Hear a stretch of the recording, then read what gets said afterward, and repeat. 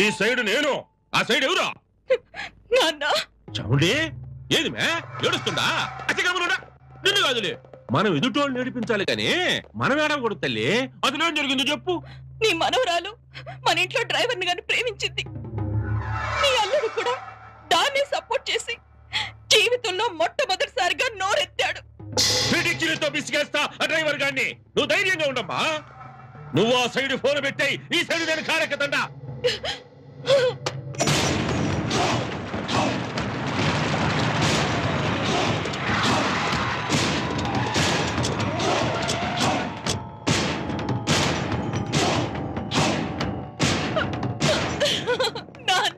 అమ్మా వదినా, ఏమైంది వదినా? ఏంది మే లేచిపోయిందా చచ్చిపోయిందా? వాళ్ళ నాన్నతో కలిసి హాస్పిటల్కి వెళ్ళింది వాడు చూడటానికి. ఏ హాస్పిటల్ చెప్పమ్మా, బాంబులతో పేల్చేస్తాం. ఒక్కడు బతికినా కూడా మేము మా నాయనకి పుట్టినట్టు కాదు. మీకంత శ్రమ అక్కర్లేదు, అతనే వచ్చాడు. ఏంటి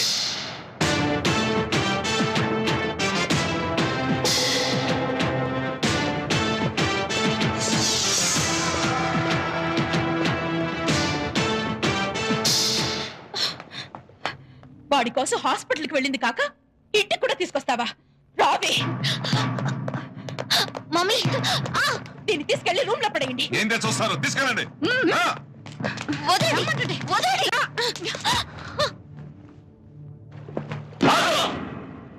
మీకు నాకు డైరెక్ట్ గా ఏ గొడవ లేవు. ఎవడు చెయ్యి దించకపోతే వాడి చెయ్యి ఉండదు.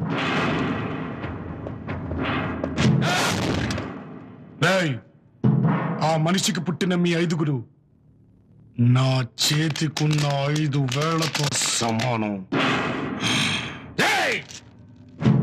పిటికిలితో పిసికేస్తా. ఈ లోపే నిన్ను చిటికెన వేలితో చీరేస్తా.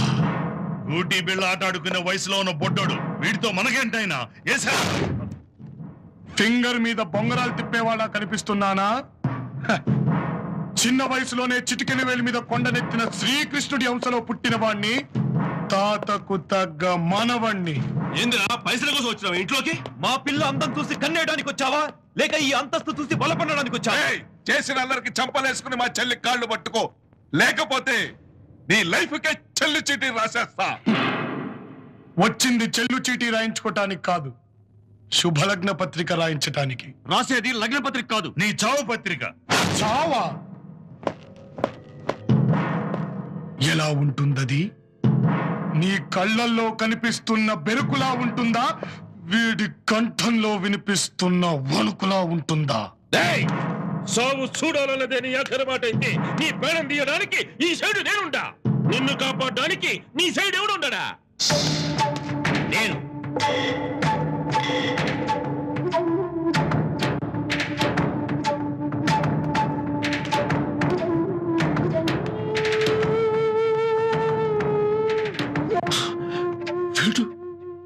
వీడు నీ మనవడా? అంటే మా మీద పగ పెంచి దాన్ని ఉగ్గుపాలతో కలిపించినా? నేను వాడి మనసులో పగే పెంచుంటే ఈ పాటికి నీ కొడుకుల్లో సగం మందిని చంపుండేవాడు. వాడికి ఉగ్గుపాలలో మురిపాలు పోసి పెంచానయ్యా. కాని అన్నప్రాసన రోజు వాడు కలం పట్టుకోలేదు, కత్తే పట్టుకున్నాడు. ఆడ కత్తి పట్టుకుంటే ఈడ మా పంచులు ఊడిపోతాయి అనుకున్నావా? పంచలోట్టం కాదు, పంచ ప్రాణాలు లేపేస్తాడు. ఆహా, అంత మగోడా నీ మనవడా? అది నీ మనవరాలను అడుగు. నోర్మై, గడప దాటి నా మనవరాల్ని తీసుకుపోయేటంత మగోళ్ళ మీరా? తీసుకు వెళ్ళటానికే వచ్చామయ్యా. పాండవులు 12 ఏళ్లు అరణ్యవాసం, 1 సంవత్సరం అజ్ఞాతవాసం గడిపొస్తే నేను నా మనవడు 13 ఏళ్లు అజ్ఞాతవాసం గడిపొచ్చామయ్యా. వాళ్ళు రాజ్యం కోసం వచ్చారు, నేను రాణి కోసం వచ్చాను. రాణి కోసం రాజులు వస్తారు గాని నీలాంటి పని వాళ్ళు కాదు. ఏ హక్కుతో నా కూతురు అడగటానికి వచ్చావు? కథ తెలియకుండా నేను ఇంట్లో అడుగు పెట్టలేదు, కథ తెలియకుండా మైథిలిని తీసుకెళ్ళటానికి రాలేదు. ఏంద్ర నువ్వు తీసుకెళ్లేదే? ఈ సైడు నుంచి పిల్ల ఆ సైడుకి రావాలంటే శవాలు లేవాల్సిందే. నీకు తెలిసింది సైడుల గురించే. నేను డిసైడులు చేసే ఫ్యామిలీలో పుట్టా. ఇన్నాళ్ళు మీ అందరి ముందు అల్లరాముడిగా తిరిగాను రా, కానీ నిజానికి నేను గుండెలో అగ్ని దాచుకున్న అగ్గిరాముణ్ణి. ఆ పిల్ల నాది కాదని ఎవడన్నా అంటే కంఠంలో నరాలు తెంపేస్తా. ఆపాలని ఎవడన్నా చూస్తే ఆయువు తీసేస్తా.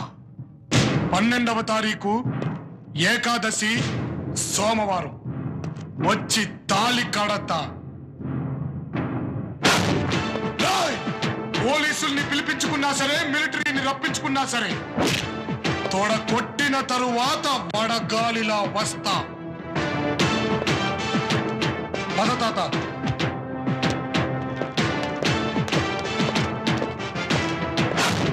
12వ తారీఖు ఏకాదశి సోమవారం. అది నా పెళ్లి ముహూర్తం. పెళ్లి ముహూర్తం. పెళ్లి ముహూర్తం.